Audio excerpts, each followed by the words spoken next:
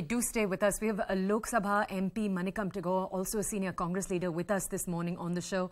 Sir, thank you so much for joining us here at CNN News 18. So I'm going to ask you a few questions, sir. First, we are receiving news that it is possible that Shashi Tharoor will become one among a number of senior leaders to throw his name into the ring, sir. But a number of experts are questioning how real this election will be. Sir, I'd like to know what your comments and what your response to that is. Congress party organizational polls have come to the level of the Congress president, and the schedule has been announced, and local level elections are over and district level elections are over. And now Central Election Authority, when they have released the dates, and PCC members has to elect the president. Congress is an open party and democratic party. Whomever is willing to have the 10 members support, they can fight the election. And the Congress party has seen that democratic process in the previous term also. Therefore, let us be hopeful that Congress party's democratic process ends in October 19th when the president election is over. But before that, there may be news about any other leaders also. We all welcome a democratic process in the party. And Mr. Gandhi, Rahul Gandhi, who has led that democratic process in the Youth Congress, has always been open for a democratic organization in Congress party. Those leaders who are not comfortable with the Youth Congress has always been finding fault with the election democratic processes, with a third organization having a view of it. Lingdo and KJ Rao, like senior people, has been looking after the Youth Congress elections. There are few leaders who have found fault in that also. We all, as Congress worker, is very eager to have a democratic process completed in October 19th. Mr. Tagore, Pallavi over here, what if Rahul Gandhi refuses to file his nomination? What will you do? And second, if a non-Gandhi becomes the Congress president, is there always a danger? Isn't there always an apprehension that there could be actually a remote control? He would not be a real president of the party. Pallaviji, you had covered Congress for many years, and you all know the thing that how Congress works. This remote control and others are the words of the opposition party, which usually, particularly the BJP and RSS, has thrown in the wind. Congress party has usually, whenever the electoral process or any other positions are there, people have the authority to do their work, and the Congress party will have a president, and the schedule has been announced.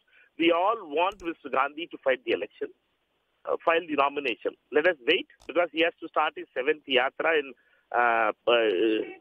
Padayatra from Kanyakumari. We all hope that there is a time for until 28th or 27th or something, 20 days is there. So we all hope that he accepts the Congress workers and Congress leaders' demand to take over the presidency. We need to wait. The process is on. By 28th, 29th, we will be able to know who is going to be the president candidate. Okay, that's Manickam Tagore, sir. Thank you so much for joining us. A senior Congress leader, also member of the Lok Sabha. Now, we also have with us on the show this morning Tom Vadakkan. He is a BJP spokesperson. We'll go to him in just a second. But before we're able to make that connection, I want to go over also to my colleague Pallavi, who stays with us on the phone. Pallavi, we heard right now a particularly interesting question. That the question of if Rahul Gandhi doesn't put his name forward, if someone else does, will the Congress itself be able to rally behind someone who isn't a Gandhi? Pallavi, as someone who's been covering the Congress for years, what is your take on that? Are there certain leaders who might be able to rally the Congress together?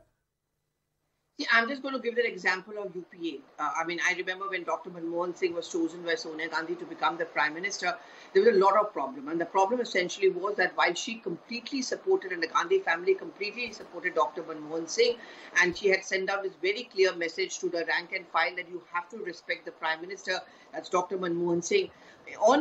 In that's not really what happened. What happened is that many people from the Congress party, and in fact from his own cabinet, would often not listen to Dr. Manmohan Singh. So if I'm just going to kind of replace that kind of an argument, should a non-Gandhi become the Congress president, while Sonia Gandhi and the Gandhi family may completely back that person and they will give that kind of a respect, I'm not so sure that the rest of the Congress party will have that kind of an support for that person. Should that person be a non-Gandhi, that could be the beginning of the problem. Pallavi, stay with us. We have Tom Vadakkan, BJP spokesperson. He's back with us. Sir, the last time a contest of this nature took place within the Congress, it was all the way back in 2001 when you had Jitendra Prasad running against Sonia Gandhi. Sir, how is the BJP looking at all of these developments? Well, BJP doesn't comment on the internal affairs of any political party, but if you're asking me from my past experience, I can only say this, that the skills that are required and the kind of healing test that is required for any political party needs a leader who can carry everybody along and a consensus emerging. Now, the issue here is whether you have an elected or selected leader. That the Congress party body has to decide. It is only after that that any decision or any advisory can hold. So it will be dependent on the Congress party whether they want to go in for an elective process or a selective process once again. Okay. Tom Vadakkan from the BJP with us with his response on the entire story. Now,